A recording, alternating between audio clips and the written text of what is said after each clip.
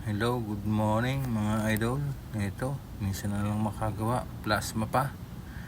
Ayan po, nagsukat-sukat ako ng voltahe. Ewan ko kung ano yung sinusukat ko na yan.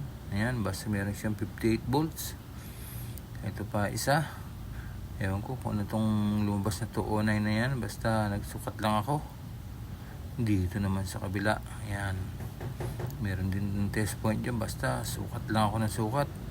Ayan, may 20 volts siya. 20 volts siya. Ito ay Samsung Plasma. Ayan, meron din siyang 187. Ewan ko kung ano yung sinusukat ko na yan. Bahala siya dyan. Kung ano man siya. Basta meron siyang voltahe. Ito ay Samsung Plasma 43. Wala siyang one blink lang siya kanina. Pero ngayon ito. Siguro kwarta na to. O ayan, meron siyang 187. Ano ba yung lumabas na yan? O, basta sinukat ko lang yan. Kunwari marunong tayo. O ayan. Basta bahala na kayo maintindihan. Hindi ko na papakita kung paano ko ginawa ito.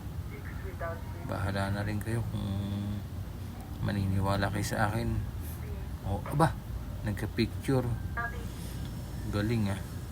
Sukat-sukat lang ako ng voltage. May picture na. Tingnan nyo nga naman. Siguro nga ay pera na to. Maraming salamat sa inyo. Bye bye.